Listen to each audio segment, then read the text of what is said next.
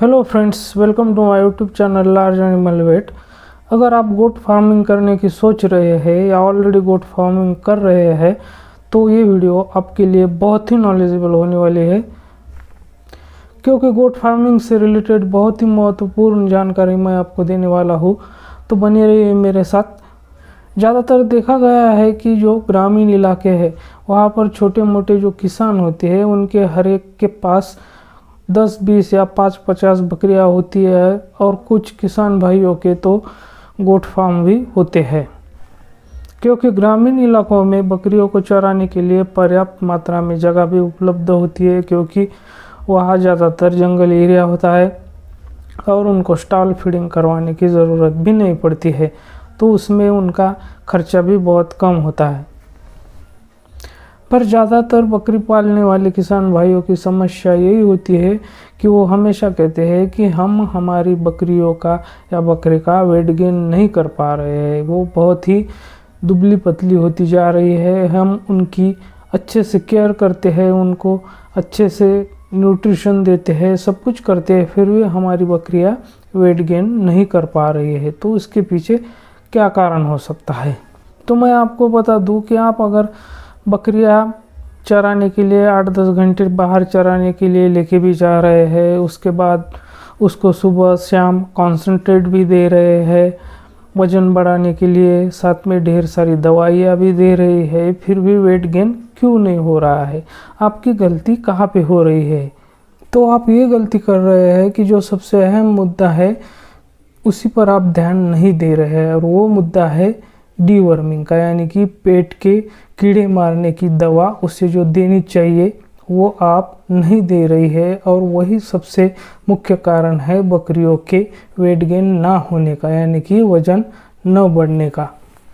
आमतौर पर बकरी के शरीर के अंदर बहुत सारे वर्म्स हो सकते हैं, वो लंग वर्म भी हो सकते हैं, लिवर में भी हो सकते हैं, इंटेस्टाइन में भी हो सकते हैं और स्टमक में भी हो सकते हैं। तो चलिए जानते हैं कि बकरी के शरीर के अंदर कौन से पार्ट में कौन से वर्म्स होते हैं और उनसे बकरियों को क्या नुकसान होता है। तो सबसे पहले बात करते हैं बकरियों के लंग में पाए जाने वाले वर्म्स की।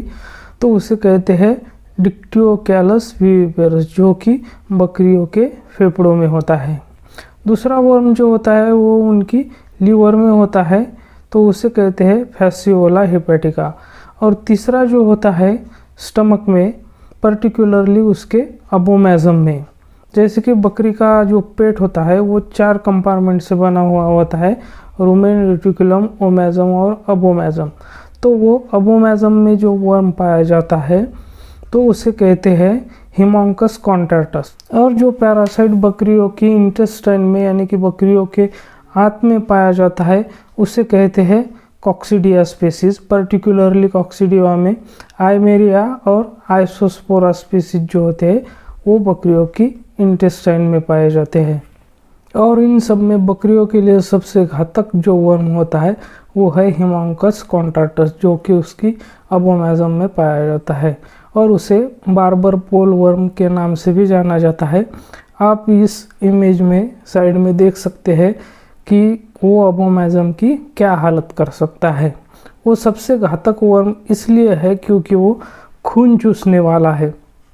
अबोमेजम में रहकर वो बकरी का खून चूसता है, और एक पैरासाइट एक दिन में 0.03 ml इतना ब्लड सक करता है, चूस लेता है। तो आप इससे अनुमान लगा सकते हैं कि अगर 100 वर्म भी उसके पेट में हुए तो रोज़ का 3 ml ब्लड वो पी जाएगा, जिसकी वजह से बकरी में सीवियर एनीमिया होगा, यानी कि खून की कमी होगी, प्रोटीन की कमी होगी, यानी कि हाइपोप्रोटीनेमिया होगा, और बकरी की डेथ भी हो सकती है। इसलिए सबसे ज़्यादा इम्पॉर्टेंट है कि हम रेगुलरली बकरियों में डीवर्मिंग करते रहे। जैसे ही बकरी का बच्चा अगर 1 महीने का हो जाता है या 3 हफ्ते का हो जाता है तो सबसे पहली डीवर्मिंग हमें उसी वक्त करनी चाहिए, और वहाँ से रेगुलरली हर 1 महीने 6 महीने का होने तक उसकी डीवर्मिंग रेगुलरली करती रहनी चाहिए। 6 महीने से ऊपर और 1 साल के अंदर के एज की जो बकरियां हैं उनको 2 महीने में एक बार आप डीवर्मिंग कर सकते हैं, और 1 साल के ऊपर के एज की जो बकरियां हैं उनको साल भर में आप 4 बार डीवर्मिंग कर सकते हैं। और इस बात का भी हमें ध्यान रखना है कि एक ही दवा जो है, एक ही डीवर्मर जो है वो लगातार यूज़ नहीं करना चाहिए, उसे बदलते रहना चाहिए, नहीं तो जो वर्म्स है उनको उसकी आदत हो जाएगी और वो नहीं मरेंगे।